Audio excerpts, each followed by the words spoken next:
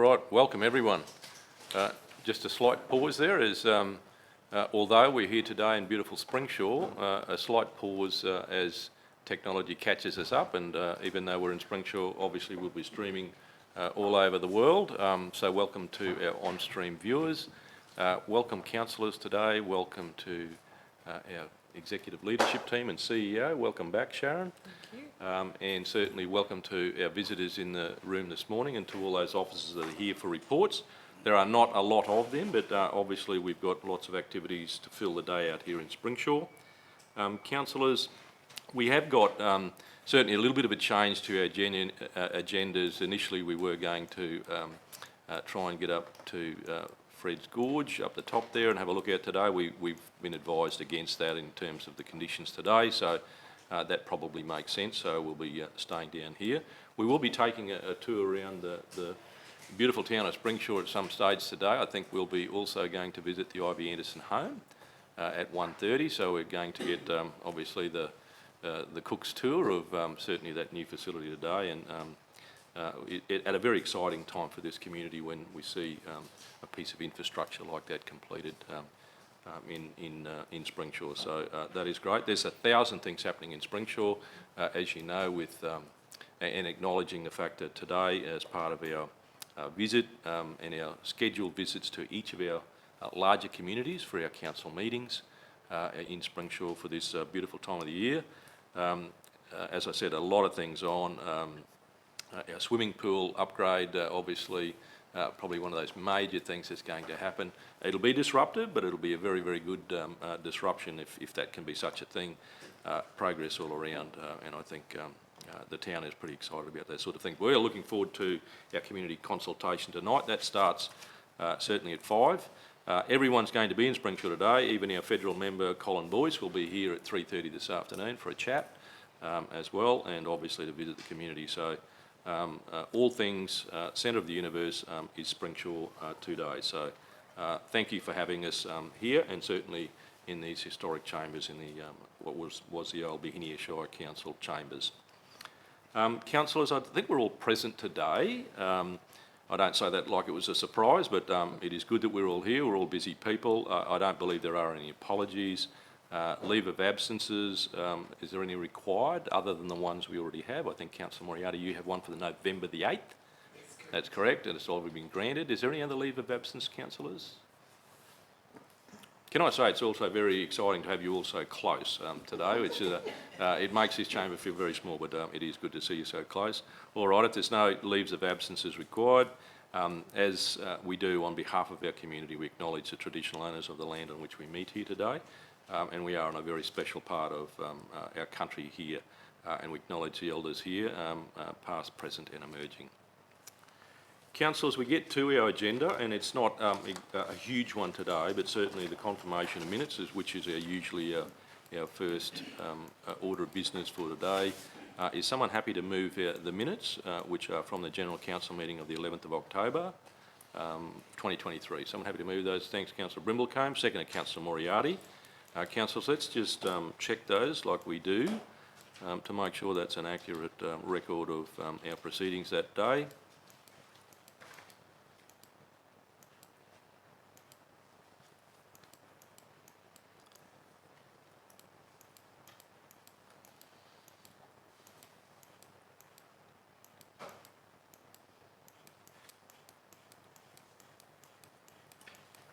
All right, councillors, people happy with those? They've been moved and seconded. All in favour? Against? Thank you, councillors. That is carried.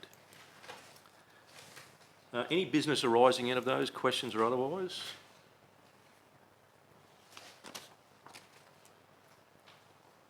And councillors, you'll see there in your agenda are actually a outstanding meeting actions list, which is very short, which is good to see. So they're obviously been actioned well. Councillors, any questions about those?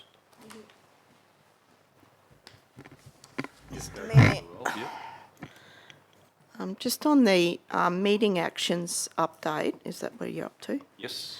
Yep. So number 2, there about the Betterment Fund endorsement. Can I just ask Jason, GM,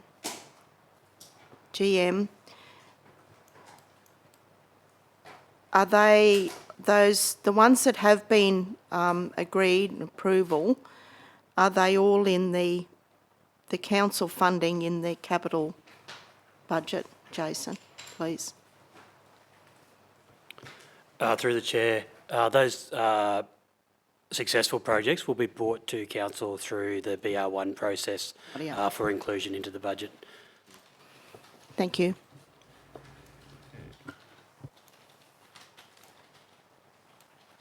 Right, Councillor, happy with those? Thanks, Councillor Rolfe. Upcoming agenda items, obviously, councillors, we know that process if you want to have topics included there or updates to those existing ones. Councillors, there's no conflict of interest that have been sent through to you, Marnie, and no conflict of interest in the agenda today? All good, councillors, and we make that waiver of if there is a conversation that you feel that comes up in the conversation today that you're not comfortable with, you can make a declaration at the time and we'll record it. Are there no petitions, CEO? No, Mayor. No. All right, councillors, we get to our decision action reports. Our first report is under the supervision of our Chief Financial Officer, Arun Dias, and then there's a monthly financial report. So welcome, Arun.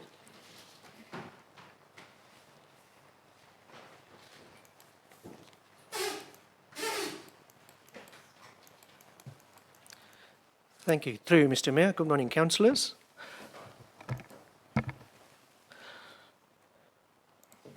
Councillors, the finance report presented is for year-to-date month ending September 2023, and Council's 3-month result for the year shows a 41 million surplus against a budgeted surplus of 25 million. Now, this usually occurs when either the income is recognised, which is exceeding budget, or the expenditure is delayed for the year to date. Now, councillors, if you go on the table on page 16 of the agenda, that provides a good breakdown of revenue streams, at least the significant ones. And councillors, you will notice council has recognised a $10 million increase in revenue compared to the year-to-date budget. This is because the billing for the water charges were brought forward just towards the end of September. Under the normal course of business, it's usually done in the first or second week of October. That's all there is to it. But it's quite a big variance. I just wanted to highlight that. And so this is largely contributing to the result of the surplus. Definitely the revenue and also the surplus. Something else, what you'll also probably notice, councillors, on the same page on that table will be the interest, the revenue stream which relates to interest. Councillors, you'll notice that in 3 months of the financial year, we've met 55% of the budget, which strongly indicates that there is a very high interest rate trend going on in the market, and it's probably sitting at around 4.5%. But there will be some budget adjustments to reflect the increase in income at Budget Review 1. Page 19 of the agenda also includes, councillors, 2 new graphs, which we have not included in previous finance reports, but these 2 graphs, councillors, show the comparison of historical performance of interest income compared to interest rates. And it's a very good graph, councillors, to see, and you'll see there is a sudden dip from FY20 onwards because of the global pandemic, and that's when interest rates went literally to 0.4%, 0.3%, and then by financial year 23, they seem to be having an upward trend. So that's one of the major variances in the interest rate income as well. Moving on to the operating expenditure, the overall operating expenditure is tracking under budget by $4 million. $1.4 million of that is mainly on employee costs, and that is mainly due to long-term vacancies and mainly timing of costs to be recognized in training and development. Materials and services seems to be underspent by $2.2 million, but that is, again, councillors, just a timing issue. We expect the forecasts by BR1 and by BR2 definitely to catch up to the original budget. Moving on to the next section is the financial sustainability ratios. Councillors, you will notice all of those ratios in there. These are new ratios which were issued by the department, and they are effective as of 1st of July this year, but not effective to be reported by 1st of July. They are effective to be reported by the end of this year, which is 30th of June 2024. However, we've made an attempt to include these ratios in the finance report, just so councillors are familiar with it, and the community is familiar with it, that these ratios is what we will have to be basically measured by. These will be our benchmark targets. Councillors, if you see all of those ratios, there's two columns there. One is there is an immediate column. The last column is the full year budget column. So that column just looks at the current year budget. And then there's a 5-year average column as well, which is the second last column there. For different ratios, we generally give the advice to look at both columns. That's because looking at any of those long-term ratios in isolation by just one financial year, it generally skews the picture. A 5-year average generally is much more balanced. And you'll probably pick up there, councillors, that the last ratio there, which is the leverage ratio, is not meeting the benchmark in terms of the current year. However, if you look at the 5-year benchmark, 5-year average, it does meet the benchmark of 3.2 times. But that's all there is to it. And so the department also mentions that we should be reporting on a single year ratio, but also looking at the 5-year ratio as well, 5-year average. So, Arun, everyone, that's on page 17. Everyone's got that. They're watching that graph, yep. Okay, councillors, moving on. Cash balance is 133 million, which is slightly larger than what we expected. However, as I've said before, this is mainly because of the advanced revenue and water charges we've levied, and that's expected to basically trend downwards as we progress during the financial year. Capital expenditure is sitting at 8% of the budget, and councillors, also to point out, on page 40 of the agenda, there is a table for capital works, and you'll notice in there there's a business unit called sale yards, and you'll see 108% actuals there. Now, to put a wider context there, it's not exceeding the budget by 8%. That's not what it is. The process generally is that it has spent more than the current year budget, but it's because of the rollovers from the previous year, which have not been recognized in this year. So the process generally council undertakes is when we do budget review 1, we look at projects which were rolled over this year, but were not identified at the original budget. And that's what that sale yards budget mainly is. It's not an overspend of 8%. It's just a carry forward project from the previous year, which council approved, which has just been carried on this year. That's all there is to it. But the adjustment will come in BR1 to recognize the cost of that. In terms of individual business units, councillors for the airport, sale yards and waste, they are all in line with the budgets. There are slight movements up and down in terms of revenue and costs, but all in line with expected budgets. Now, the surplus position for the water utilities is significant. And is favorable is favorable by $7 million. Now, this is mainly because, again, the water levies were levied by September, whereas the budget assumed that they would be levied in October. So it's just a catch-up, it's just a timing thing, that's all. Expenditure, however, for water utilities is under by $2 million. My understanding is much of that expenditure is committed and is, again, a timing thing. As we progress for the financial year, these expenditures would be recognized. Moving on, councillors, in terms of rate arrears, the rate arrears sit at $13.9 million combined, including water charges. And you will notice, councillors, the due date for the first half of the water levy, the first half of the rates levy was on the 28th of September. So we recognize many ratepayers would be taking advantage of the 5% discount, but many would be paying towards the end of the month, also first week of October. So there is an outstanding rates on the first year column in the report, but I suppose we should revisit that back in the October's report to get a true picture of what the outstanding rates are. That, councillors, concludes the presentation of my finance report. I'm happy to take any questions. Thanks, Arun. Councillors, and just a a reminder on the microphone again, if you can make sure you speak closely to them if you want to raise good. Councillor Rolfe. Thanks, Mayor. Arun, it's a comment more than a question. At conference last week, there was, we talked about the new ratios, and it appears that there's not many councils in Queensland that are yet actually putting that on their agenda. I think, people are finding it a bit difficult to actually come across that whole change of, asset management, so. And Councillor, yes, that's a good point. I should have mentioned this when I presented the report. We've included all the ratios in the report. There is one. My apologies. Thank you, Mr. Mayor. We have included all the ratios which are stipulated in the guidelines. There is one ratio called the asset renewal funding ratio, which has not been included in the report. That seems to be sometimes more contentious in terms of getting the right data, which is what I think many councils are struggling to actually get that data to actually report on it. But it's something to be waited and watched for in terms of the asset management plans and how we develop those, and we'll see where we come back with. I'll also notice that ratio is not mandatory to be reported by the end of next year.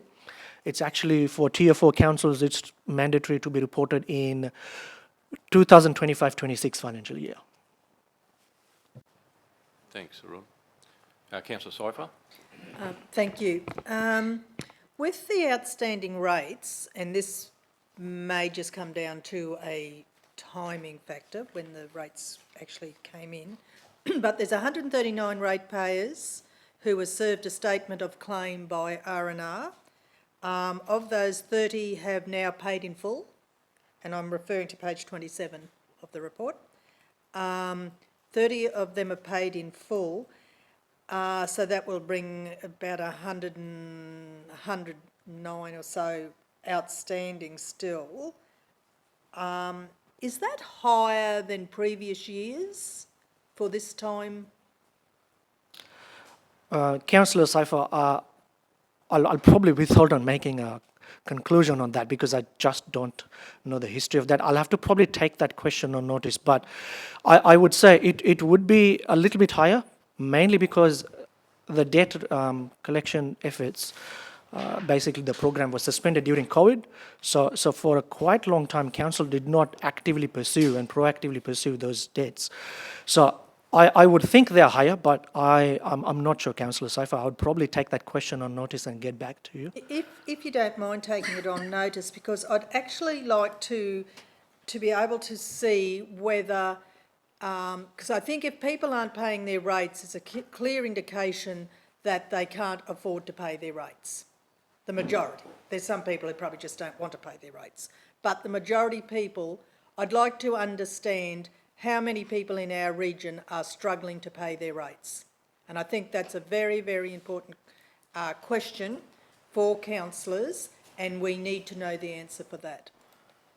So if you don't mind taking that on notice, and even if, I don't know, somehow get that back to us, because I think that's something I will take a lot of notice of. Thank you. So, and Arun, I guess in terms of wanting to know if anyone's struggling to pay their rates, you do have obviously still a significant amount of management plans for people to do that. So there's certainly a policy for people that may want to pay rates. So I guess.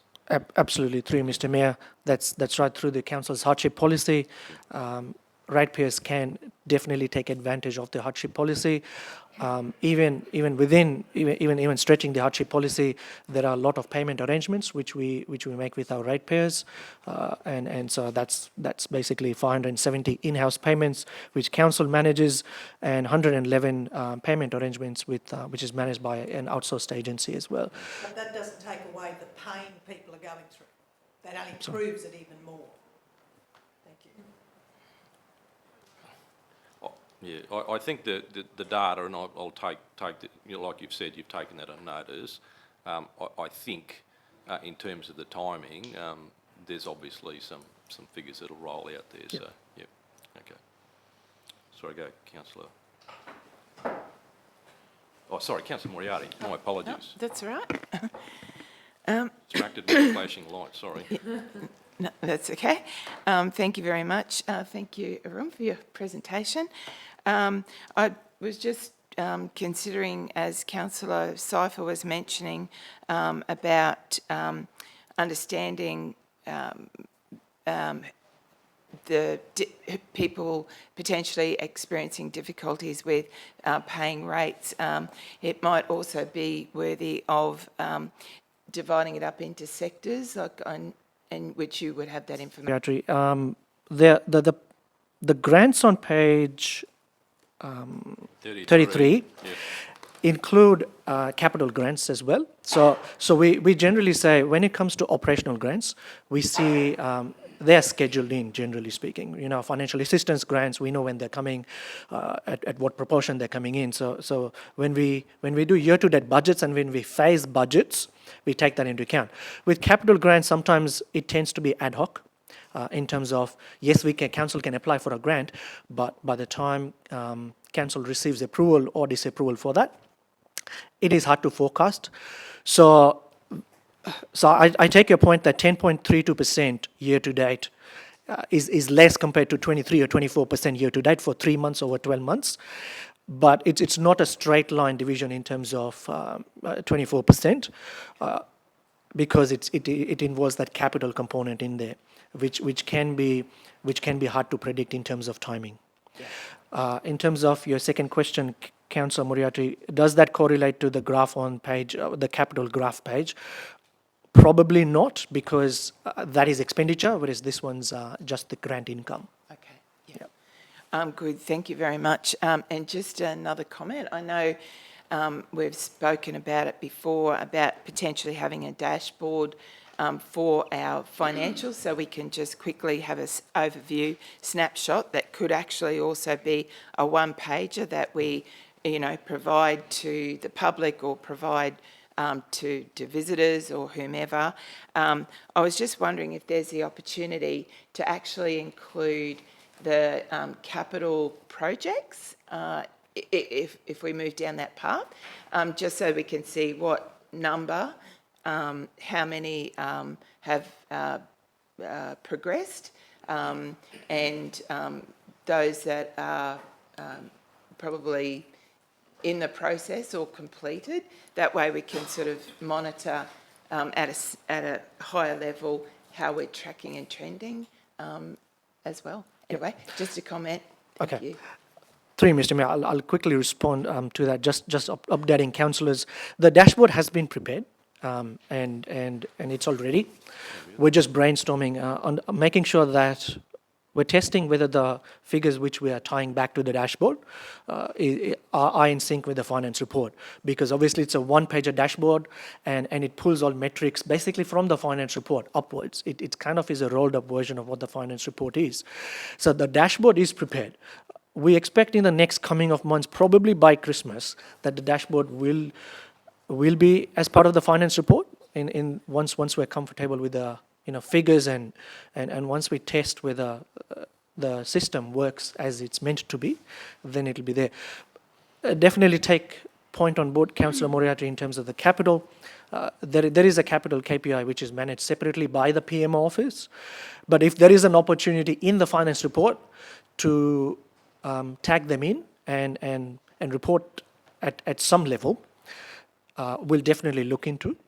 But because capital projects go by phases, it might be prudent to just probably look at that because we'll be battling for space in the dashboard. It's a one-pager report, and once we put all this information in one pager, space definitely becomes a priority. So we'll see how we can slice and dice the capital information, and if we can put project stages in there, or do we just report actuals from the finance report back into the dashboard. Thank you. Oh, and just Councillor Moriarty, on page 25, there is a break-up there of the arrears for the different sections by town. Yes, yeah. I didn't know whether that was what you were alluding to. I knew there was by town or location, but I was just thinking about sector. Yeah, well, it's across the top. it's across the top. It's saying multi-unit commercial, public accommodation, rural, coal. Oh, awesome. Yeah, so it's in the small print, I guess. Yep. Yep. Thank Beautiful. Thank you. You. All right, Councillor Cruz. Good morning. Through the chair. Thanks for your report. Just a little bit further to Councillor Cypher's probably question on notice, just with regards the in-house payment plans, so the 573 that council staff are currently dealing with on page 27, can we confirm that they are all adhering to payment plans? Yeah, and I suppose probably, like we obviously have that policy whereby there is a threshold which dictates the timeliness in which the payment plan has to be adhered to. But my question probably is also, if some of those are on the higher end and sort of spanning to that 12-month period, do we have sort of some information about the rates that may be compounding on those payment plans? Like if they can't pay their first lot of rates, then obviously they may not be able to pay their second. So if we can have some sort of history around that, that would be helpful as well. Thank you. Yep, through Mr. Mayor, absolutely. I will, when I take this other question on notice, I'll probably tag this one into it, and I'll respond to councillors accordingly. Thank you, Councillor Cruz. All right. Thank you, councillors. And I think adding on to what Deputy Mayor Christine was saying before, in the LGAQ report to the conference, there was reference made again to the fact that in the QAO report that had just been delivered to Parliament, another 2 councils are now, I guess, have been added to the list of 46 councils now that are struggling with sustainability. So there is certainly a trend, and there's obviously a multitude of, I suppose, reasons why that might be the case, and of course Queensland's a very diverse place, but certainly it would seem to be that it is getting more and more difficult for local governments to revenue source and be able to continue with, I suppose, their services under the current arrangement. So it was not distressing, but certainly no one wants to be in those 46 councils. But at the end of the day, I think there also needs to be an awareness that it's a dangerous trend, and certainly one that's not changing. And certainly when you think about post-COVID, and certainly the change in interest rates that are part of the finance report, it would seem that certainly higher costs are not going to help that situation either. So councillors, it certainly was a little bit sobering to see that that trend is not the right way. And I guess we can have ratios that we can actually refer back to try and get a handle on perhaps some self-regulation in terms of or adjustment. But at the end of the day, clearly that trend is not good. So, Councillor Moriarty. Thanks, Mr. Mayor. Just to clarify some of those numbers, so it's 173 councils in Queensland. 77. 77. Yep. So 46 of 77. 46 of 77 are struggling with sustainability, plus 2. Yeah. Okay. Yep. Thank you. I just wanted to clarify that. All right. On that cheery note, councillors, that is our financial report. The recommendation there, obviously, at the start of that report, and I'll just go back to that. Councillors, the recommendation is obviously that we adopt that monthly financial report for the period ended 30 September 2023. Is someone happy to move that? Moved by Councillor Cruz, second by Councillor Moriarty. All in favour? Against? Thank you, councillors. Carried. Thank you. Thank you, Arun. Councillors, our next decision action report sits under General Manager John from Communities, and welcome to our General Managers. I notice sitting over there on the subsidiary table, and obviously I'll let John introduce this report this morning. Thank you. Thank you, Mr. Mayor. Through you, Chair, when the Corporate Plan 2022-2027 was being drafted, under the third theme of community wellbeing, a key strategy to review Council's methods and practice for community and stakeholder engagement was set. The project started in financial year 2022-23, and due to a number of factors, its timeframes were extended into the 23-24 financial year, where it was listed in the operational plan as an enabling project to support implementation of a new community engagement framework, including engagement on operational projects. Councillors, this morning, this project I bring to you, it's been a great example of how to engage well. Not surprising, given the subject matter expert sitting at the end of the table. Suzanne will detail the extensive engagement that has been undertaken in this project team's efforts to make sure all stakeholders, from councillors to staff and community members, were heard and their feedback reflected in the project outcomes. A lot of work has gone into developing the new engagement system to the point it is now ready to be presented to councillors today. The system will support more efficient and effective community engagement process and practice for identified council projects, strategies and decision making. I'll now pass over to Suzanne Poulter, Manager Connected Communities, who led the project, supported by our contractors here today from Engagement Plus, Michelle and Kath. Suzanne will introduce them in more detail in a second, but I'll now hand over to Suzanne to tell us more about the project. Thank you.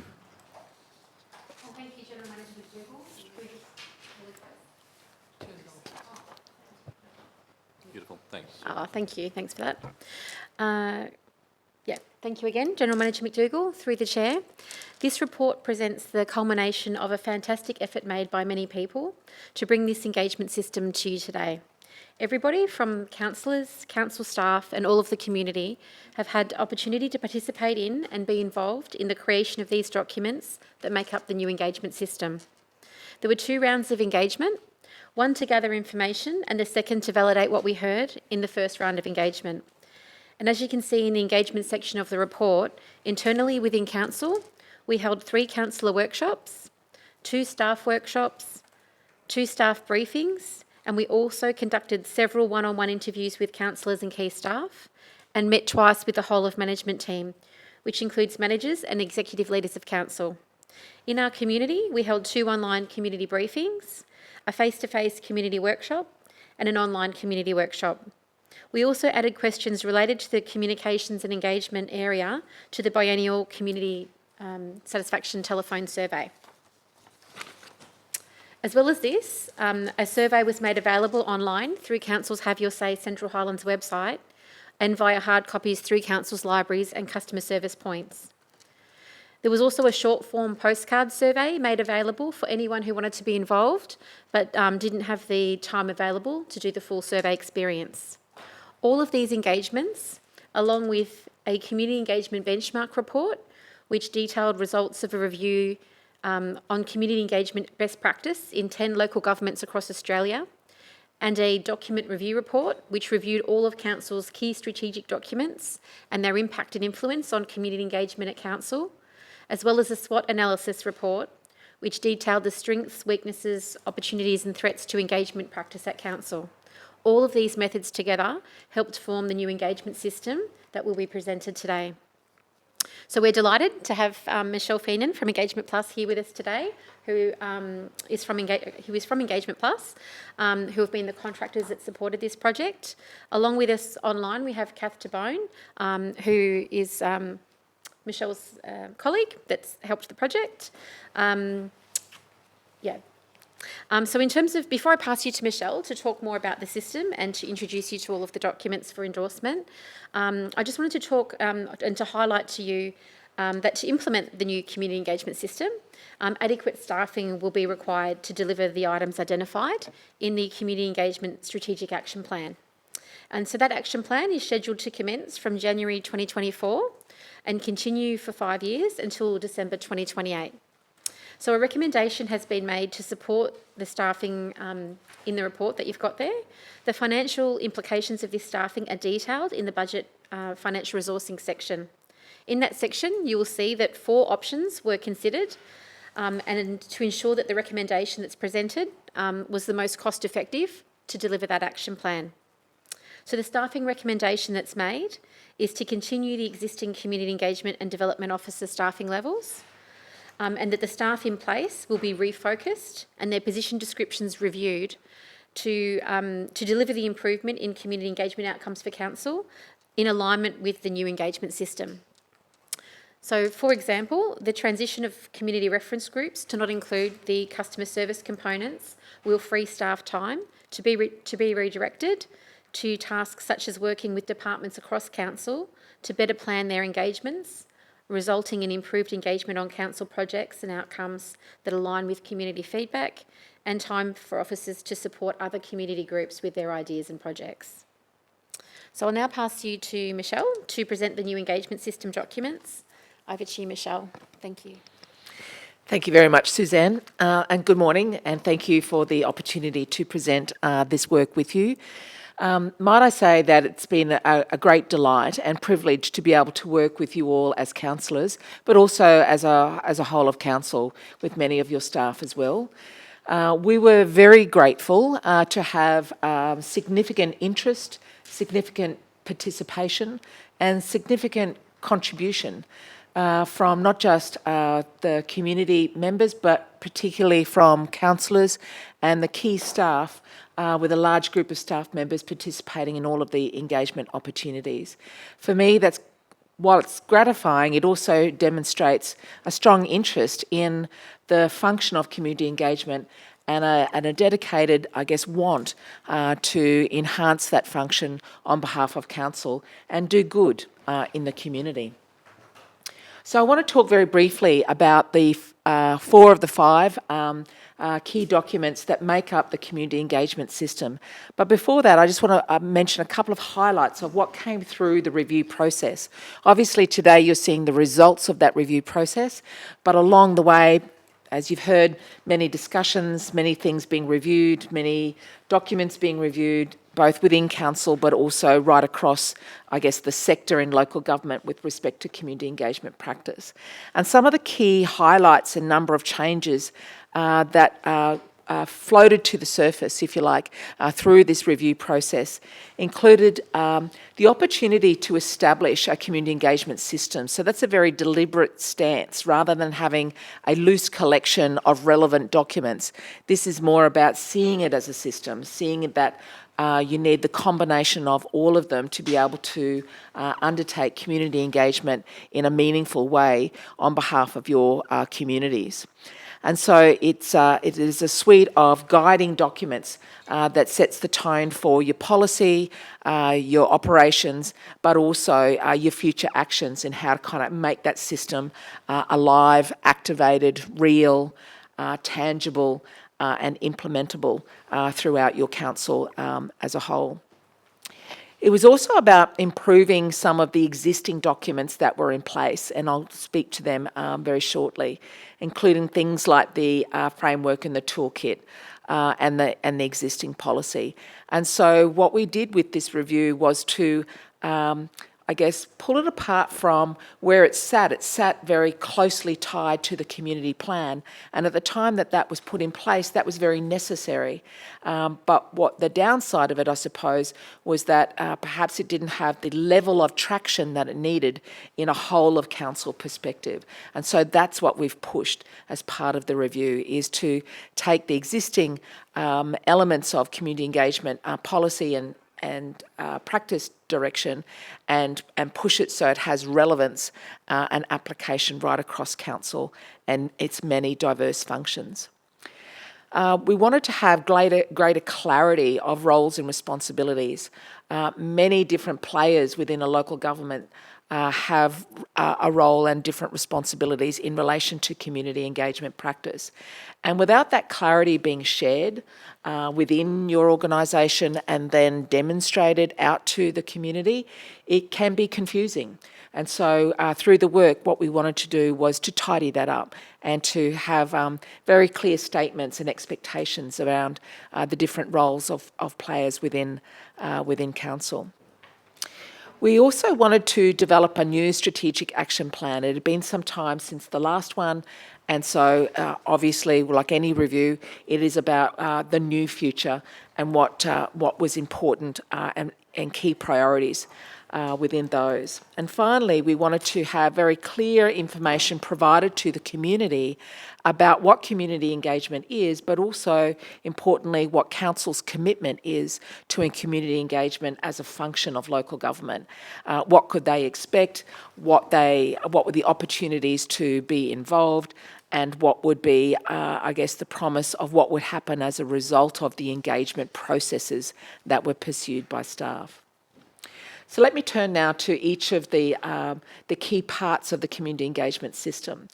The community engagement policy, as you would expect in a local government context, provides that direction, the purpose, the scope, and the key principles that underpin community engagement practice. So how we reshaped it was to strengthen the why council does engagement, to align it with the regulatory framework, to align it with other key documents across council, and to provide some clearer definitions of what engagement is, but also who is involved in community engagement and who do we mean by community. So those definitions have been strengthened.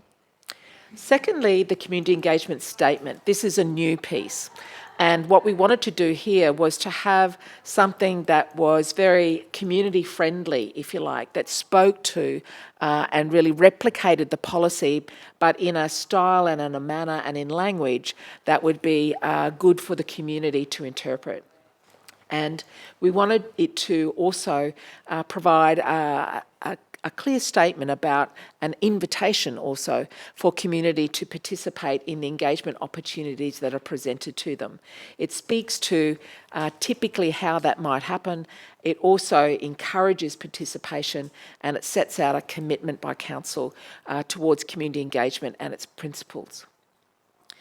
Thirdly, the community engagement framework. This is the trunk of the tree, if you like.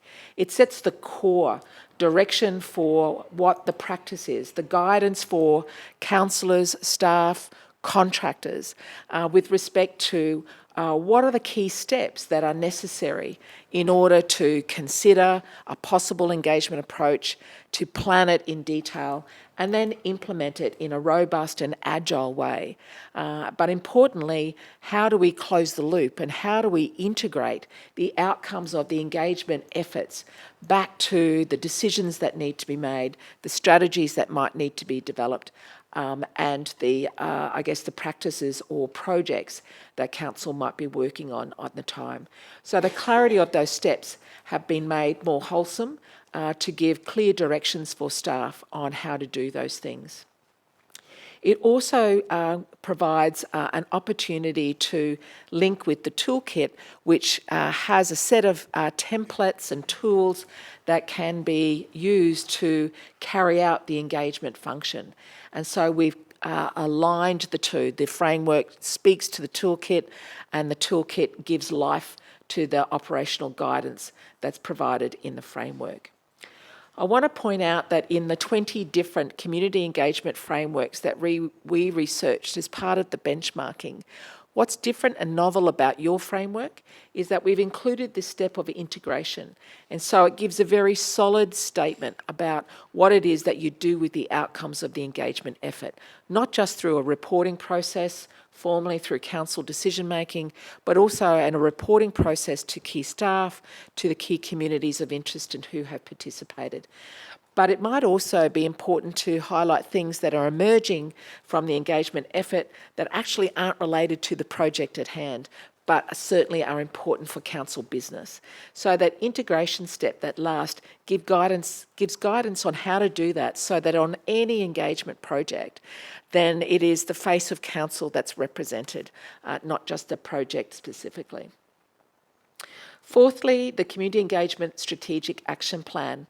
This sets out 5 key priorities for council to look at in implementing and what I call socialising the community engagement system over the next 5 years. It provides some very specific goals and actions, timeframes and responsibilities, as well as evaluation and reporting to support giving life to the community engagement system that's been described. One of the key features of these priorities is about cementing this council-wide approach, having a culture and a style to community engagement practice that's not episodic and it's not ad hoc across your various departments, but is one that has a consistent voice, a consistent set of language, albeit with very different approaches, because that's the diversity of local government. And while the Community Engagement Toolkit isn't represented in the documentation here, mostly because it is an inward-facing document, it sets out, I guess, the very specific guidelines, templates and tools for staff to use as part of their implementation, it is nonetheless still an important fifth element of the community engagement system. Before I hand back to Suzanne, what I want to highlight is, beyond this meeting, what happens next. In the grace of having these materials endorsed by your council, what we would endeavour to do next is begin that socialising process for your staff. We have 2 briefing sessions planned in the coming weeks to be able to tell the story of what's happened as a result of the contributions that they've made through this project review, and to give highlights of the synopsis of the key parts of the community engagement system, how that's represented graphically, how it's represented in terms of its content, so that immediately the staff can see it and know how it represents the voice that they've given towards it, as well as yourselves here today. And we also have one last piece to honour our commission with this project, and that is to provide an evaluation of the work that we have done. And so the briefings will also contribute to our final piece that we'll submit to the team, which is an evaluation of our efforts. So thank you again for the opportunity to do this work for you as councillors, for your staff, and also for your communities. Thanks, Suzanne. Thank you, Michelle. Through the chair, as Michelle said, after today, the next steps is letting people know what we're going to do with the documents. So there will be the 2 staff briefings, but in terms of our community, the new engagement system will be shared through a media release. We would be putting articles in the council newsletter to let community know what's happened with their feedback. Updates will be available on the website and the Have Your Say website, where the new engagement system documents will be available and shared with everybody. Promotion and engagement will be conducted through our social media channels, such as Facebook. And we'll do direct emails to those who were involved in the project that opted to share their email with the team, so that we can give them that update. So people within council and also our community. So we've just got a special thank you there for the public relations team for their help with all of the public relations materials with the project throughout, and to help us close out that that public relations plan to let community know the outcomes. So I think that's it from us. I'll pass over to councillors, and myself, Michelle and Kath, who's online, are available for any questions. Thank you very much, Suzanne, and thank you for leading this process within our council organisation. Thank you, Michelle, and to your team as well. Can I say, as a councillor, that and in a council that values review, this has been a very, very, I guess, enlightening process in terms of being aware of the fact that we, by nature of local government, are only here at the behest of our community, and obviously that engagement is a critical part of that, so for the duration of any tenure that we have here. So it's always, I think, a character-building exercise when it comes to being so, I guess, aware that you actually start looking at, your effectiveness, and certainly we are a council that talk to our community quite frequently. And having done that, I found certainly the suite of documents and the establishment of that hierarchy enlightening for me, and I'm using that word a fair bit. There are people in this room and councillors here that have certainly have a lot of experience around this area. But in a sense, we're also very conscious of the fact that our community, the vast majority of our community, don't have a lot of communication with us. They don't interact with us a lot, and may not have the need to do that. but it's great to have a process where we're always searching to improve that communication. And importantly then, I guess you'd say, a set of guidelines and philosophies that actually help us along that journey, depending on where you've come from. So I just wanted to commend you for that, and for a suite of documents, at least certainly in my situation, obviously provides me with certainly a lot of clarity and certainly words around probably things that we take for granted sometimes, and give us some good practices to guide ourselves by. So look, councillors, I'm really conscious of the fact that this is a really important document for the organisation and for council. It's really important for our community, and what we see is probably that where we get into that partnership space. So I guess for all of us to have the opportunity today, I don't want to be restricting us in terms of time, but I certainly would say that we need to share our comments today. So Councillor Moriarty. Thank you very much. I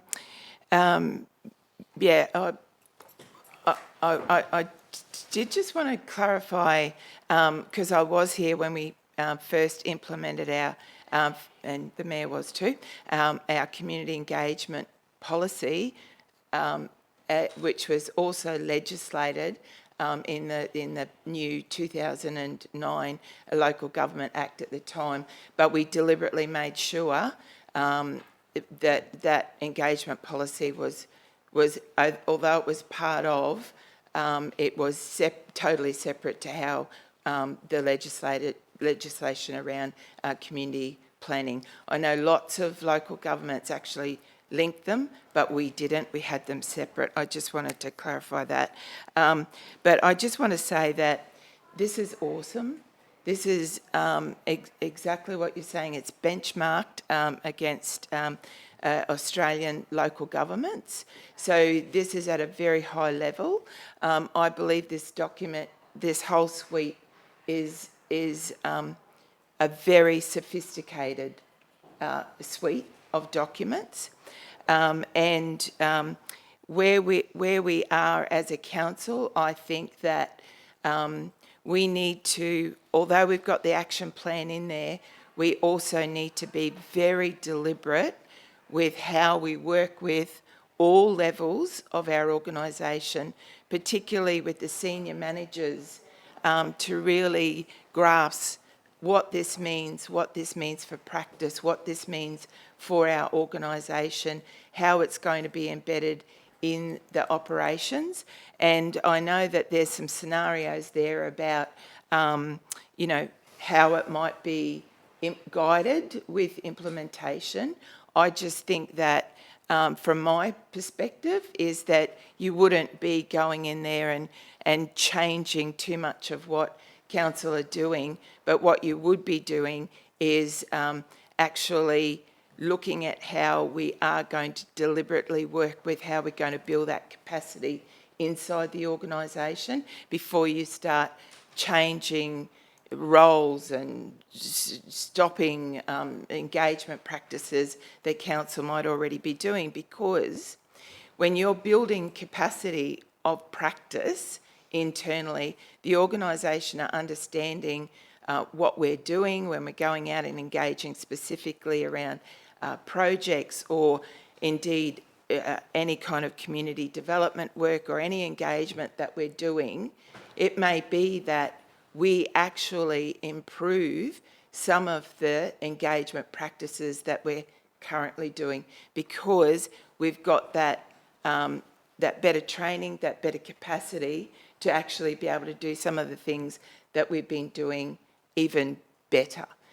Because, everyone has heard me say this many, many times, this council needs to be congratulated on the engagement that it does.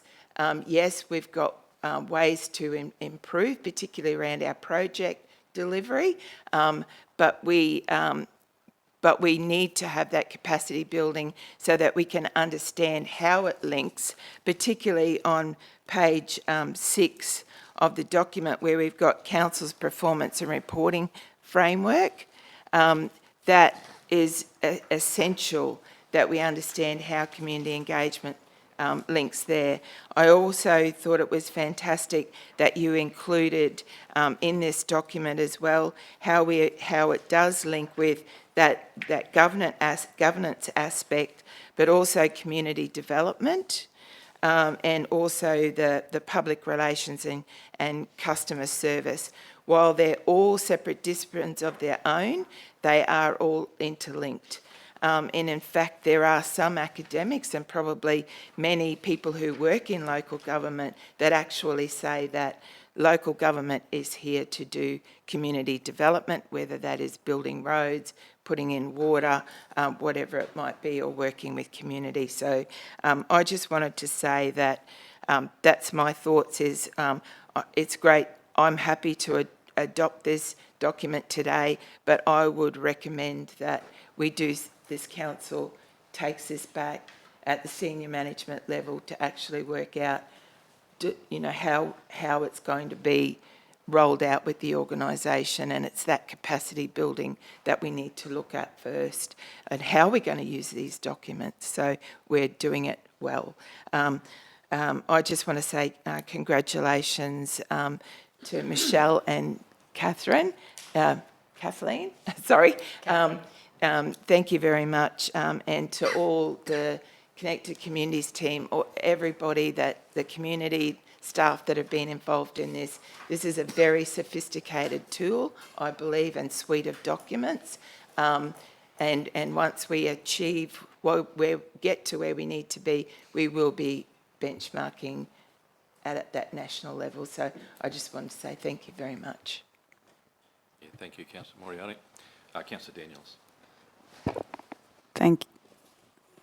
I was expecting it to project my voice, sorry. No, you're right. Yeah. Thank you very much through the chair. Thank you. The documents look great, and it's great to have a framework and also that point around, I've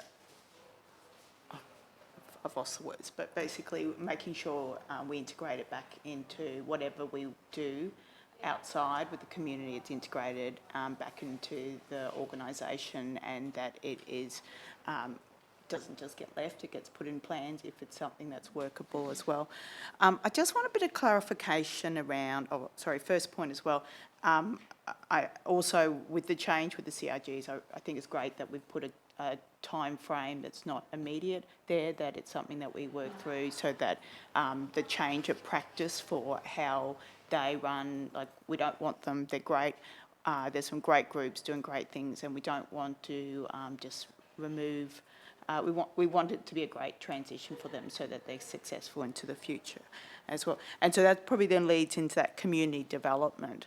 How, I guess probably it's through discussions that I thought there was sort of some more community development work that would be done, which is already sort of done through the CRGs right now, but it's now, I guess, separate to that. But I didn't see it in the document. I wasn't sure how.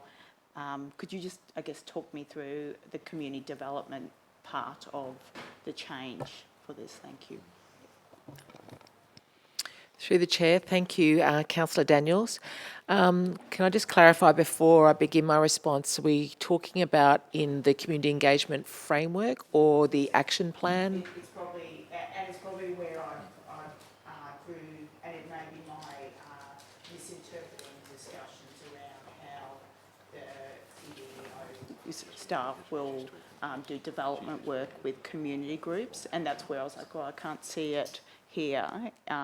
But is that a role that they will play, I guess, or is it's not? I just wanted to clarify for myself. Yeah. Okay. Because obviously your response has sparked some questions, because I probably have some more questions as well, but I'll leave mine for a moment and let Councillor Moriarty. Thanks, Councillor Daniels, for raising the CRG transition as well. It's a really, really good point, so thank you for that, Councillor Roll. Yeah, thanks, Mayor. Thanks, Suzanne, Michelle, and Kat. I just think that it's a best practice approach. It's been, it covers off on all things, and it's what the community has actually told us. which I think is really extremely important. Over the last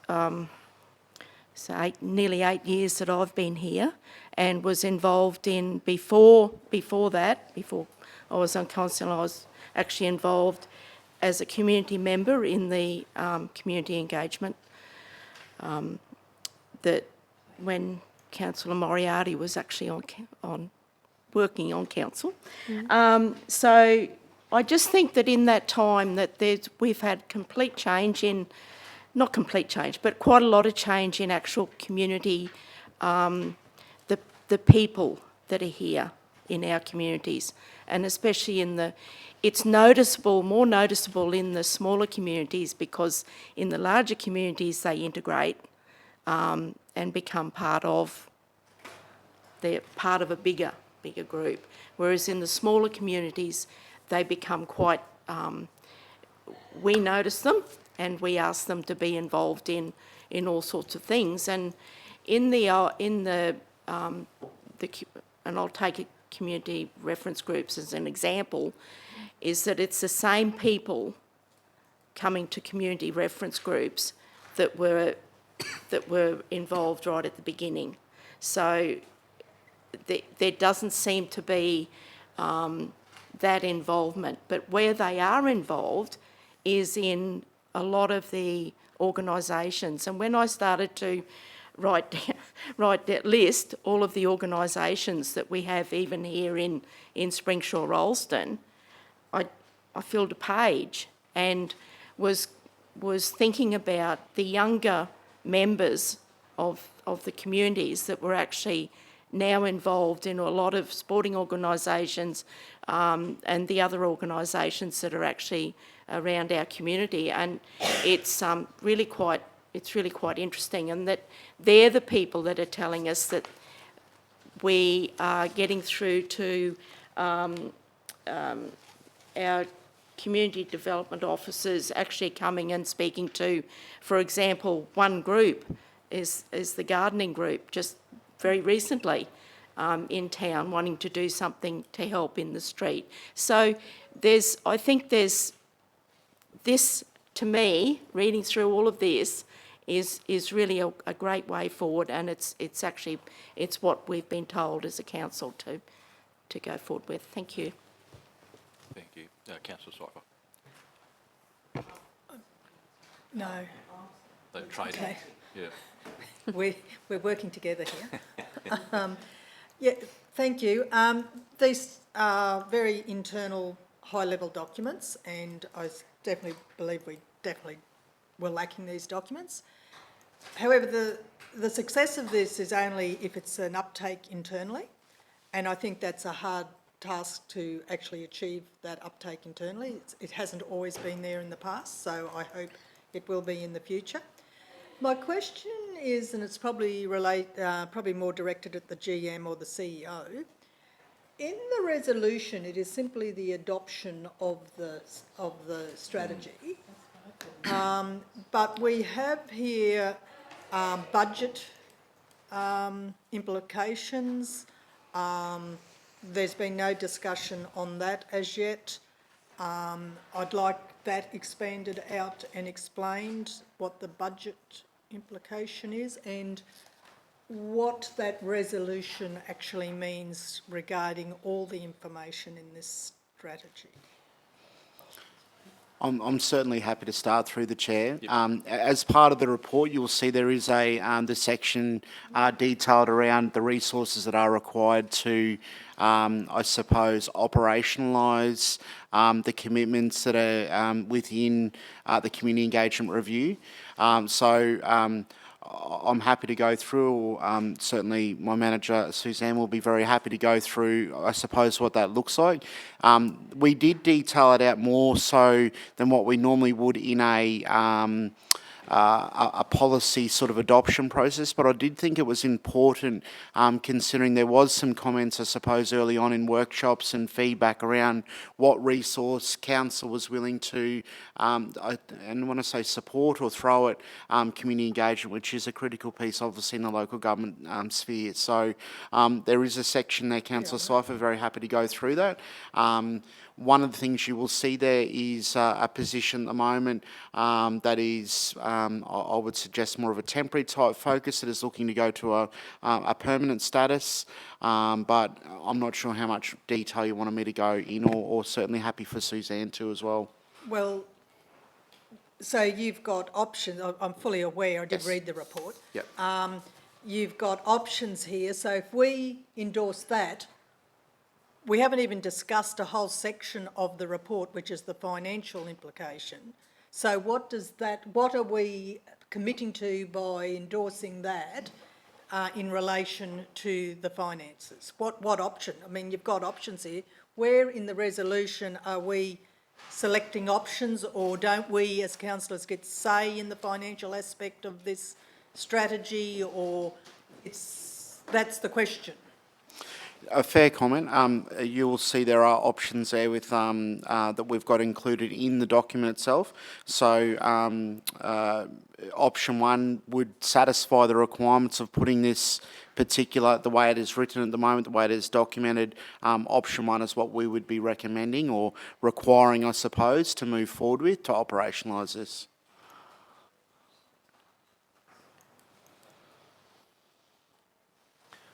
Sorry, Councillor Sypher. It's a good point that Councillor Sypher raises. I mean, the information's in the report. It might be a governance issue here in terms of, by adopting a strategy or a plan, do you adopt the fullness of the budget implication that goes with it, or should that in fact be something that's either separate or alluded to in the document? I guess is I was a little bit concerned about it. Through the chair, the way I suppose it's been explained to me, and Carrie, from a governance perspective, fellow GM may be able to answer this if please jump in if I get anything wrong here. As part of adopting this resolution, what is contained in that report, it is, in a way, shape or form, I suppose, endorsing that resource to operationalise the aspects within it. So I will say to you, originally when it was put forward, I suppose, the original, we were going through the drafting of this, the manager very diligently put in there a lot of detail, I suppose, around the budget implications to operationalise this. And from a governance perspective, we did seek to just retract that before it was finalised, I suppose. But look, if we don't normally put in there the resource when we're doing this. So if we think back to any other policy that we've developed or documented or adopted within this place, in certainly my time, we don't normally put in there in the actual resolution the resources required to operationalise it. Okay, thanks, John. Sorry, Councillor Roth. Yeah, Mayor, is it possible then to make an amend the resolution to actually adopt the statement, to adopt the documents that are in here, rather than so that takes out the discussion about the budgetary items? So as written, it's exactly that, adopting the documents. For transparency, what the officers believe is required to resource the implementation. That's right. At the highest quality standard is what's here, but that will have to come through the budget process for its approval. Right. So it's just as long as we're confident that they're two separate things, and there's not a, if you like, a contiguous sort of an arrangement with the documents today. Is that how I understand it? Carrie, how do you see it from a governance? I can understand, just simply, we can understand adopting the resolution as put today, which is our engagement stage, the strategic action plan and the framework, and it's just, as Councillor Sypher rightly points out, it sits there as a kind of a budgetary consideration. So are we adopting that? Is it implied, or is it that can be a separate process that actually sits somewhere else, that is actually a separate function, separate report, separate whatever? And I suppose if you go backwards from there, by not then resourcing the plan, why would we adopt these documents without the substantive budget? Yeah, that through the chair, that's probably where mine is at. My gut feeling to answer you straight away is that, and answer council straight away, we wouldn't be endorsing, I suppose. We'll always give you recommendations or opportunities there. We'll also always be looking at seeking to reduce budget in other areas to try and balance out our situation. But we genuinely believe from an operational perspective that this is the best way forward for council regarding their community engagement. Option one for us would enable us to do that in a balanced, efficient manner. So I suppose for me, I didn't think we would have to come back to council and then seek another paper to seek that resource, I suppose. The bit we hadn't talked about, and the reason for that is because the workshops that we had with councillors, this is what we spoke about in the workshops. Sorry, Councillor Cruz is on the... Yeah, go. Just through the chair. Thank you, GM. Just with regards to the staffing options, and I take on board what you're saying, but it's just here saying the future of labour hire positions. In all three of those options, it actually says January 2023. Is that a typo or a... Through the chair, that's because the action plan starts in January. Yep. Yeah, so we've kind of put the figures from January, like for the lifespan of the action plan, which is the document that you're going to endorse, and we're trying, that we would be aspiring to then deliver. So part of that forecasted total has already been accounted for from January 2023, like some of that would have already been utilised? So when we did the, because I have to be honest, numbers aren't really my thing, so finance were amazing. Thank you to the finance team.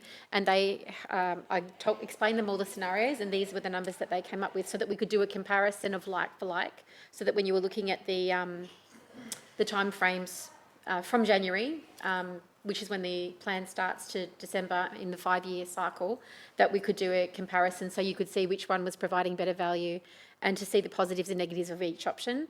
Because if we...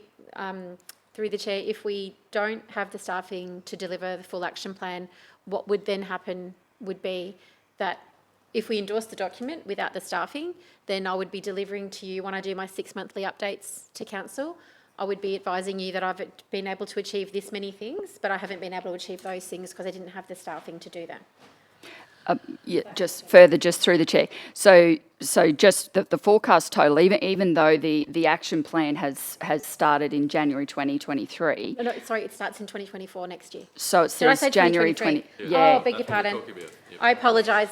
There's a typo. Yeah. Now I get it. Okay. Beg your pardon. I've made a mistake in the years. Thank you for picking that up. Yeah, thank you. Yeah, thank you. Apologies. Yep. So just want to be clear here.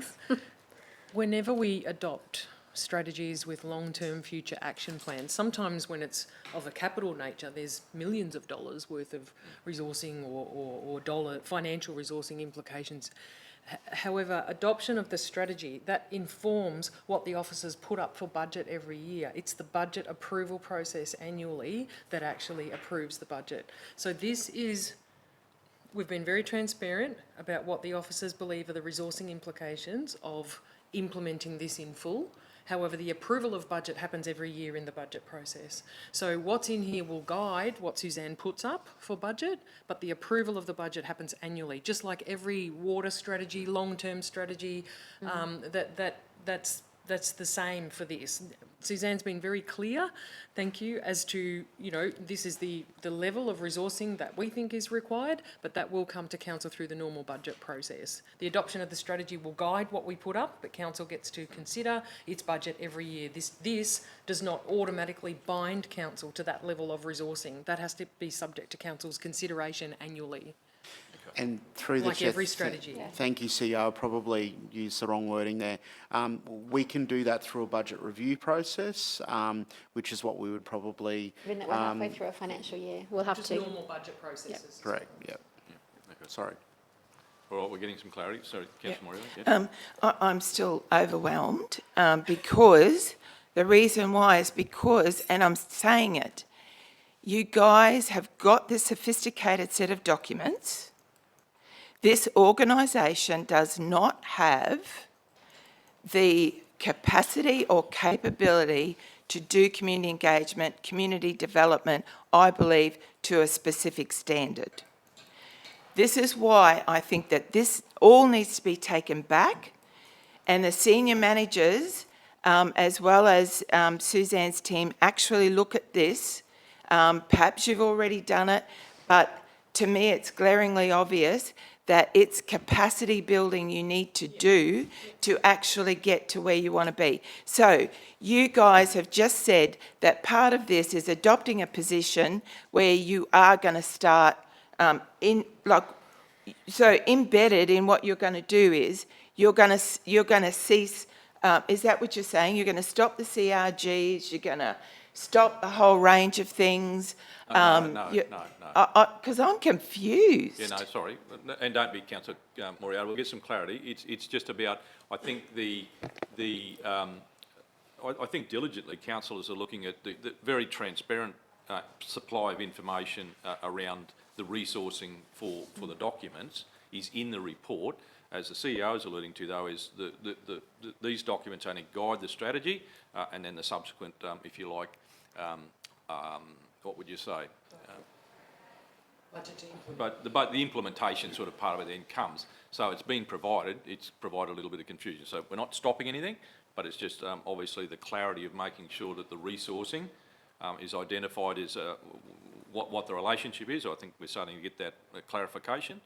So we're not cutting anything out. I think we want to make that pretty clear. It's just, but there will be still the process in council of saying in any of our plans that we have for any of our utilities, whatever, that obviously not everything that we want to do gets budgeted for. We've still got to go through that process. Yeah. So there's still that as I understand it, we've still got that mechanism. Correct. And I suppose to add to Councillor Moriarty's comment there, that the capacity building, for instance, that's something that we haven't got built into budget at the moment. There is some capacity building that we need to do internally right across all areas, not just in communities. It needs to be across all areas.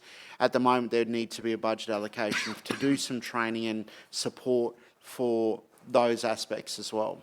And that's exactly where I'm getting back to as well, General Manager, is that we don't have the capacity inside. Like, you're going to bring in a position potentially to inside. No. You need to have specialist people come and work with our council to build capacity, build those systems to actually be able to implement this strategy. That is where I'm getting at. And that needs to be looked at really, really well through professional eyes, because if you're not putting the work in up front, you're going to be catching up piecemeal all the way through. This is a critical piece of work that our council needs to be doing. We're doing great stuff, and this will make us awesome. And I just feel that the senior managers really need to have a really good look at how this is going to be implemented and what needs to happen going forward. Yep. I think something should be coming back to us about how you're going to implement this whole thing. That's my opinion. Well, thank you. Councillor Cypher, yeah. Just trying to get in order. I didn't know I had... Yeah, sorry. Oh, you're right. I've got one. There's slowly sliding back onto the screen. Councillor Daniels, sorry. Yeah. Thank you. Look, in principle, the documents, everything, they look great, and the process, but I really need to understand. We've been asked before to adopt strategies without knowing the full costs of things, and I feel like sometimes we've been caught out when we've done that, and I don't want to be like, if there is more costs to do this properly, and I want to see it done properly, I don't want to produce documents that can then get filed and no one uses them. I want to know, like, I want to understand the full implementation of this.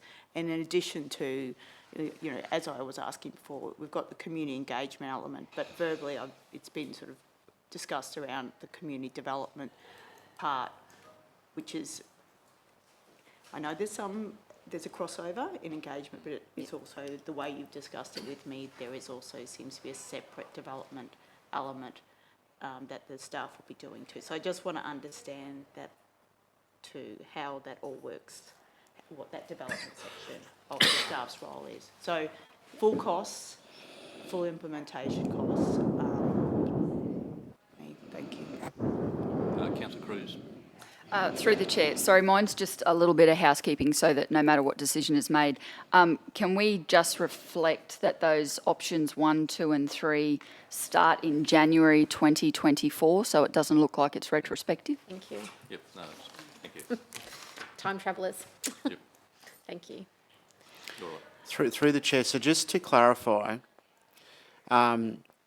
council are seeking to have a separate session in a strategy briefing forum or a workshop style forum to discuss implementation options? I'm not sure that's the discussion we're having today. Councillors are asking or articulating the need for more information, certainly around the operationalisation of this, and that can be a separate thing, and that's not different from what we do in a lot of cases.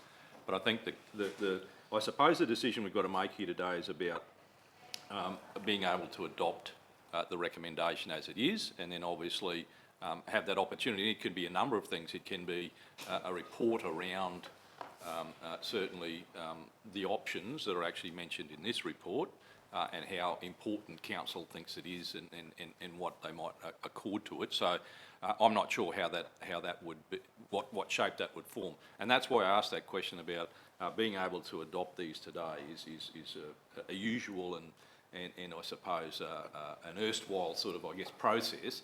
The fact that you've diligently put in some information in there that's probably kind of got councillors considering what is the actual costs and partial costs and even further resourcing, that's, I guess, a matter for another report. So I guess it's a case of whether councillors are happy enough to get this resolution going today, and then we see where that might go to from there. So. Mr Mayor. Yeah, go, Councillor. I'm not happy enough to support it today because I think there's exactly what Councillor Daniels said. To do your due diligence, you've got to see the whole picture. And these are internal documents that are excellent. Believe it was the task of the consultants. Think they've done their job very, very well. But there's another step on that me as a councillor has to understand, and that is how it's going to be implemented. And I can't endorse them because otherwise what we're endorsing could be a range of documents, as fantastic as they are, that sit on a top shelf gathering dust, which does happen in many times. So I'm not going to endorse that until I fully understand the cost, how it's going to roll out, how the CRGs are going to be managed into the future. There was a lot of discussion around all that sort of stuff by councillors at workshops, and I don't see any of that in any of these documents. These are internal documents on how to do something, not what we're going to do. And that is what I need to know. Yep. Through the chair, I think both Michelle and I both want to say something. Would you like to go first, Michelle? I don't want to... Through the chair, thank you. I might just point out a couple of things that we took into account in working with Suzanne and the team in developing the strategic action plan. So we looked quite carefully at what we thought needed to happen, what actions needed to occur in order to give strength to the implementation of the proposed community engagement system, all aspects of it. Within the action plan items, there are, and I've just counted up, there's 5 that are timed to be delivered by June 2024. And as I understand it from the officers, that there is a statement that those items are able to be budgeted for with the existing budget. So already there are some actions within the strategic action plan that can be costed from your current budget commitments. And I also, I guess, just take note of the CEO's mentioned before of future budget processes that then take carriage of what might be a range of strategies and actions that sit right across council. It may be difficult to fully cost at this point in time all aspects of the implementation of some of the actions, because they may be contingent upon outcomes of earlier actions being completed. So I'll just make that comment and then hand over. So can I just clarify through you, Chair? Suzanne, so the 5 actions in the action plan that need to be delivered, set to be delivered by the end of this financial year, can be delivered within existing resources, and then for implementation of future actions, any budget implications would come through normal budget process. With the exception of, right now, the labour hire position that we have is until the end of March. So from March until June, we would have a 3-month unstaffed position, which would have an impact on, obviously, if you have someone who's integral to the team, if you've got 3 officers doing the work, if you pull someone out 3 months out of the end of their year, it will impact some of those things. But I couldn't tell you which thing, because I'd have to really go through it and think, you know, when you just pull someone out of 3 months at the end of what they work, and they're working on multiple things, it would impact the whole team to different levels. I'd have to really have a look at that. Because for this financial year, we've got the staffing up until March. If you suddenly pull somebody out kind of in the middle of everything, it is going to impact how they progress. Okay, but again, today's not the approval of the budget to implement, today's the adoption of the documents. If you wanted to make a change to your resourcing for that last 3 months, that would have to come through the budget review process. And that is what I'm recommending. Unless you find those resources from within, which means it wouldn't have to come through budget review. Yeah, I think when you're, in my view, when you're trying to adopt a system like this, the continuity of staffing is actually really important. So having an annual budget process of each year, will we, won't we get that person, and trying to retain staff obviously would create some risk around the entire system and the continuity of the quality that the very thing that we're trying to implement. But of course there's an annual budget process, I understand that. I would also just like to point out that the position that we're talking about, the CDEO position, this position, for the duration of my tenure here at council, that position has always been in place. This isn't a new position. It's a position that's been in place since I started. It's about keeping the staffing we've got. It's not asking for something additional, for reasons that only the executive could really, you know, I guess unpack and explain. When that position was put forward this year, it didn't get funding for the full year. It got funding for a partial year as we did this review. Now that we've done this review and we've identified that we will still need that position, I feel that the question's been asked and answered. We understand that we need that position to continue with the work, and therefore we would continue that recommendation of, for this financial year, a budget review to fund the position for the full financial year, and then for the next years, for the duration of the action plan, we would be recommending that positions funded each year so that that integral work, that 5-year plan, can go ahead without disruption. So look, I think to get us round to sort of, I guess, the decision making here, which is a key word in this document, I think, councillors, if you recall, you know, we just adopted a whole raft of water strategy and plans that actually are obviously significantly important, and the resourcing of that subsequently came after that, and the resourcing of that is certainly something that happens subsequent to it. So I think there's a real danger here. You lose the strategy because it's predicated on, if we can't afford it, we're not going to do it. You've got to have a plan, and then you've got to actually work around the budget. So I think we need to decide, you know, if you're going to delay this, but it's on the basis of, you know, trying to retrofit a budget to it. I think there's a danger there that you lose I suppose the outcome that we're looking for here with these documents, and we've all agreed they're good documents. So it's a process that's all in place, and I guess as we're saying, it's a little bit operational, and we should be able to do that separate from adopting the strategy. John, Mr. Mayor, just thinking on my feet, is it an option for council to maybe look at a change in the wording of that existing resolution Look, we can do anything, I guess, but the thing is, in terms of governance, you just got to be making sure that there's a willingness and a concession by all to do that. So there's a couple of options. You can either procedurally decide to leave it laying on the table if there's more information required. But I guess in doing that and making your decision, you've got to understand is what the outcome of doing that is. It is still you're operationalising, kind of a strategy which is kind of not what you do. It's you generally get that in place and then you actually work around that and a system that's already in place. So I guess I just don't want us to fall into that trap of stopping this because we're trying to pre-budget it first, and I'm not saying that it makes sense in some cases to do that, but I mean, I think it's important first that we have those strategies and frameworks in place, and then we obviously work at obviously resourcing that well. And I think that the diligence here is you've provided that as an indication. That's created a little bit of confusion about preempting, I guess, what you may and may not do.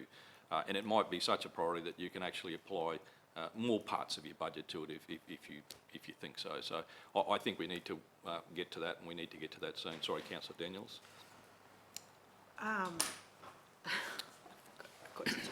Sorry, I guess to move this forward and for me to support it, I really want to understand, and it doesn't have to be today, it can be coming back, because a key part of, like, a big change is moving from the CRGs from council supported, highly supported, to community led in this strategy. And I know this was all verbal discussion, but my understanding was the justification for that is that then it opens up the time for staff to do development work with the wider community, not just the CRG members. And I guess that's the part and it can come back with a bit more detail around the scope of that development. That's what I'm wanting to understand, because it's not in these documents, but it's obviously something that is key to me supporting the move with the CRGs, because I still want that to change with the CRG. Yeah, and maybe I've misinterpreted some of our discussion. Thank you, Councillor. Yeah, if I could just respond to that. Thank you for that comment. I feel like it's not all about one thing. So, with the CRG transition, that's one thing. It will free staff up to do other things. One of those other things is supporting other groups with their development work, but that's just one of the other things. The other things are in the action plan, and there is a lot of things in that action plan that there's a lot of really important projects there that will improve engagement across council. So some of the things that I'd noted in case we got into this discussion. So some of the really exciting things is the things that we're talking about, like socialising the documents across the entire council. So it's not a thing on the shelf.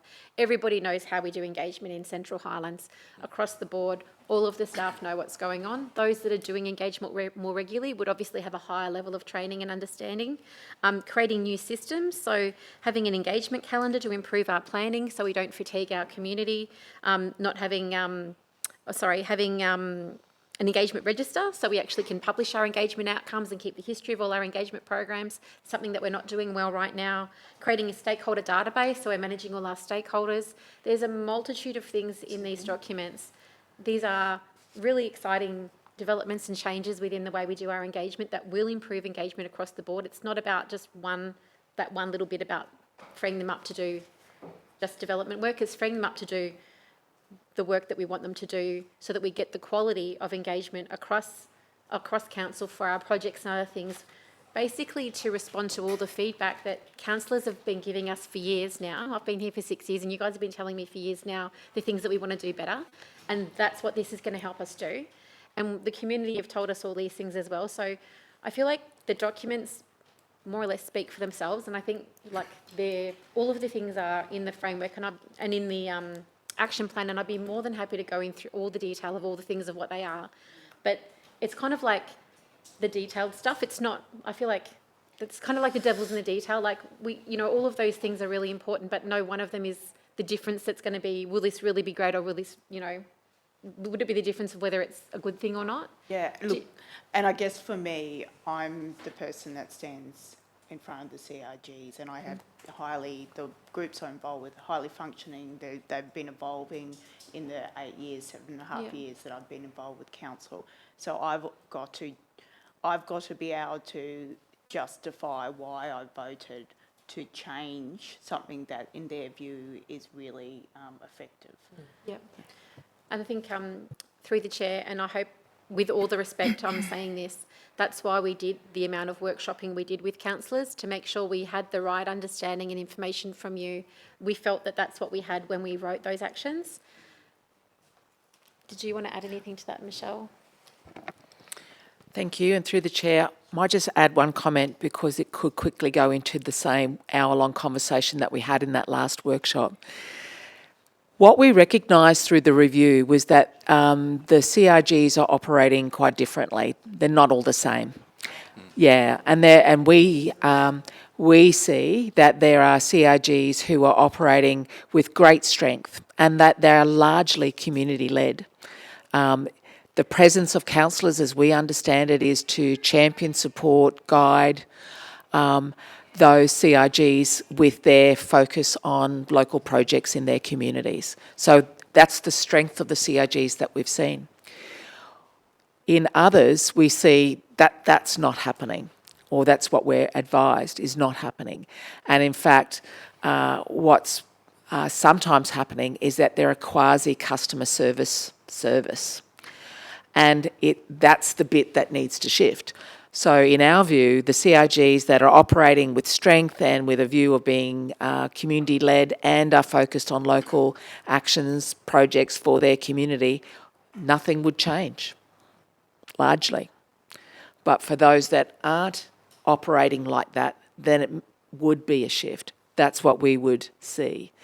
So part of the actions in here is about doing a little bit more work to develop transition plans for the CRGs that do need to make that shift.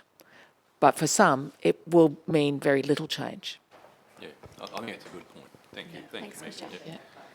Councillor Moriarty.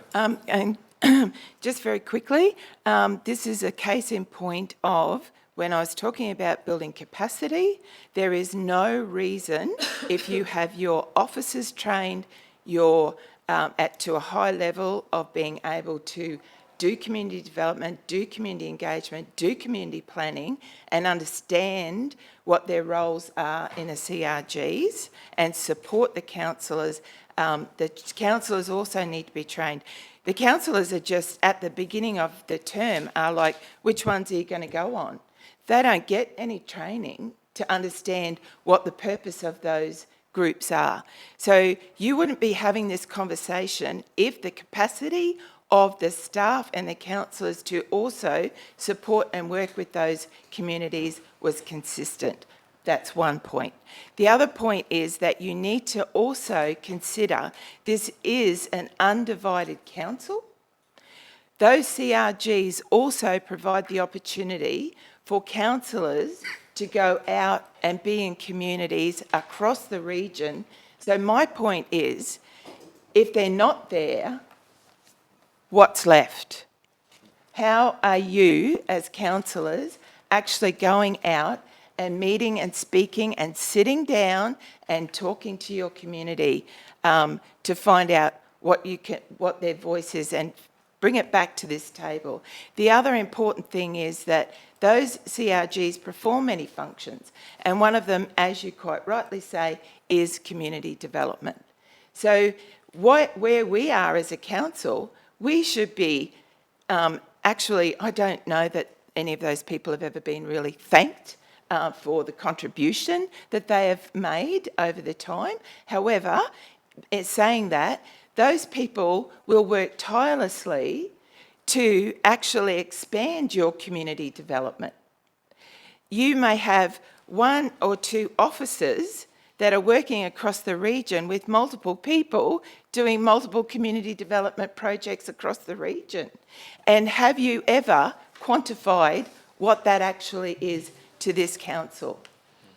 So that's my points there. However, I didn't realise that we were coming here today I thought we were coming here to adopt this framework of suite of documents I didn't realise that we were making a decision on keeping an extra person in Suzanne's team that is likely to be lost just to perform the level of work that you're currently doing. I'm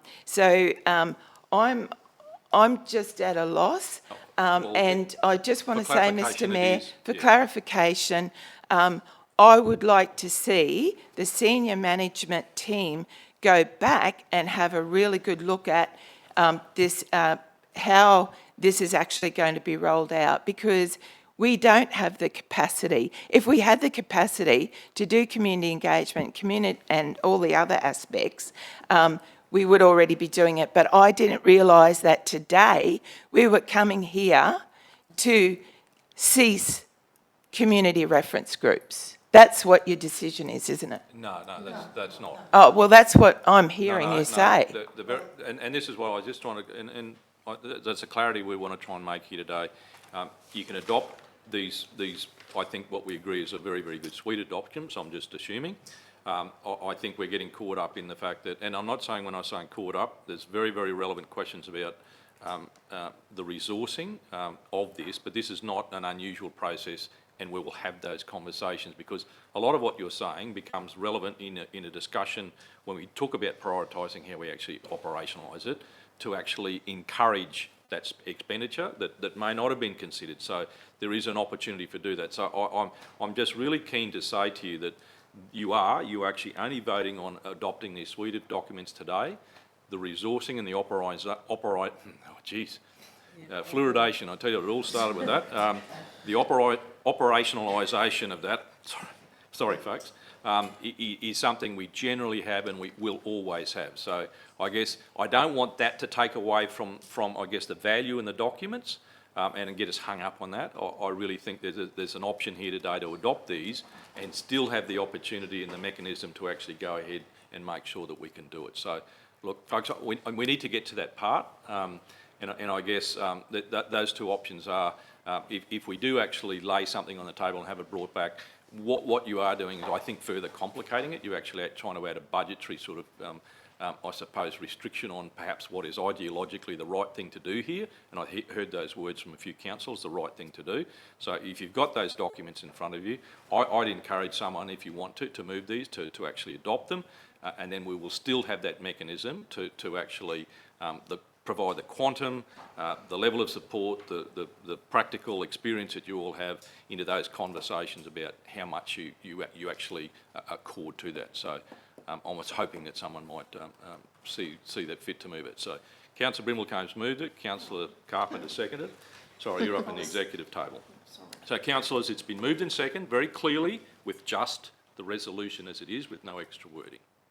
Sorry, Mr. Mayor, just to clarify, that's what we're adopting. We're just adopting the suite of documents. That's right. So I just need to understand what this is, because and certainly this is very sophisticated work. It is. That's why we're having this big conversation. Yep. And it needs to be looked at. And I'm just trying to be very careful that we don't lock ourselves out from adopting that Yes. by saying we need to put a number beside it. It's prudent to always be using your budget to actually guide what you do, but this is a case of we will use our skills to actually apply the budget to this when we've worked out and we appreciate and we have, I suppose, that vision of what we actually want to start delivering, and those important points like Megan raised about transition, CRGs are important, and as Michelle alluded to, she's validated certainly the things we'd like to change there. So this is about getting the suites and getting us in a position to really, really resource this properly. So it's been moved and seconded. Councillor, do you want? I just want to... Sorry, moved and seconded? Yeah. It's all... But I can speak while the motion's been put. Sorry, I won't put it till you can speak now. So Yep. if it's been moved and moved, then the mover gets to speak first. If we're going to go through standing orders, the mover speaks first, and then if someone wants to speak against it, that follows. Okay, thank you. Sorry, Charlie, did you want to speak to it? You're fine? So did you want to speak against it? Did you want to speak against it? Yes, I do, because I am still completely unclear of the implications of what this actually means. I just think that it feels like there's something's hidden in here that I can't understand. The, Sorry, the well, let's try and answer implication, that question. I'm not sure that we can answer it, Janice, but we'll try. the implication for the administration of the organisation, for me, is that if the council adopts this suite of documents, I have to implement them. And then I will have to come back to council. If there's a budgetary implication for implementation, I will have to come back to council for budget. But if this is adopted, we must implement. That's the implication. That's all the implication is today. Yeah, so there's nothing hidden, I guess, if this is the word. It's got to... Oh, okay. Right, okay. So, well, you've spoken against the motion, so it's been moved and seconded. Charlie's, you don't have the right, you'll have the right to close, Charlie, if I follow the procedure. To provide advice and feedback to Council. The group provides guidance and recommendations on matters relevant to the strategic direction of sport and active recreation in the area. The record of proceedings are presented to you for the meeting held on the 21st of September 2023, and these are unconfirmed. This is an unconfirmed record of proceedings at this stage. Our recommendation is that Central Highlands Regional Council receives the unconfirmed record of proceedings for the Sport and Active Recreation Advisory Group meeting held on 21st of September 2023. Thank you, Mr Mayor. Thank you, Lisa. Chair, did you have anything to add to that, Councillor Carpenter? No, not much. They are as accurate as they can be, so nearly word for word, so that it's good. We do, working through all these, what's the open space plan that was adopted? So we're working through that piece by piece, which brings a lot of, a lot more meaningful stuff to the meeting. So it's good to have the aquatic strategy there to be discussed, because there's a lot of discussion on that as well. Thank you. Thank you. Councillor Carpenter. Questions, councillors, or any? You go, Councillor. Just a comment.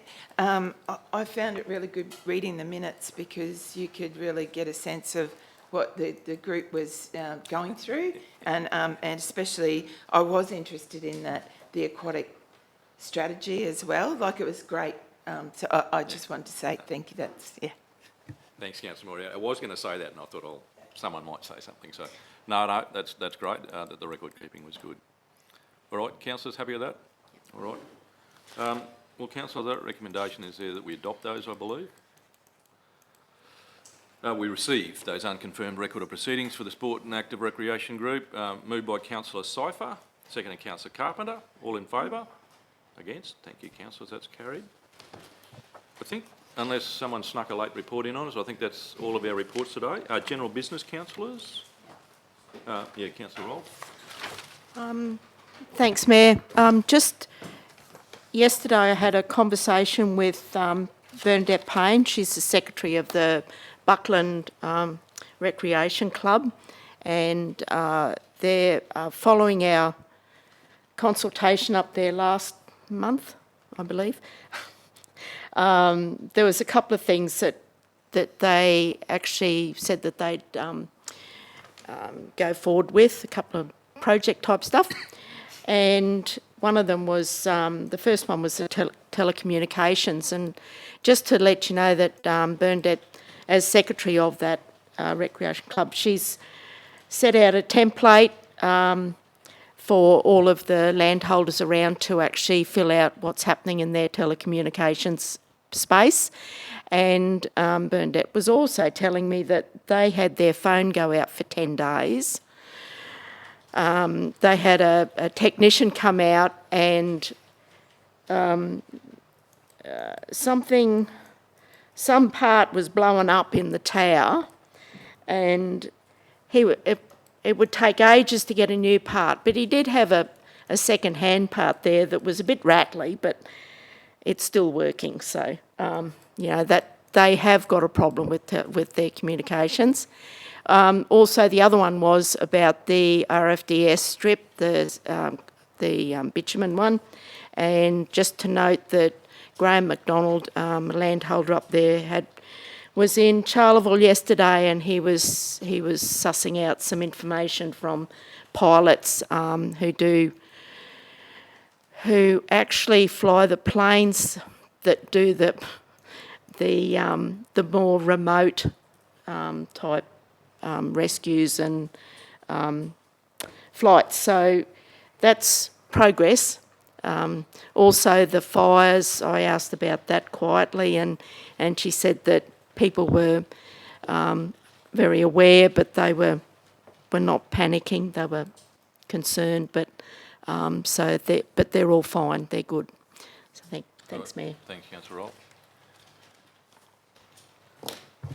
Councillor Daniels. Thank you very much. I also want to mention about, we know we've got a bad fire season already happening around the area. You know, I acknowledge the impact of fires. We obviously have, there's a large fire happening right now in the Carnarvon region, but obviously there's lots of small fires that are happening frequently around the areas that a lot of the rural people are having to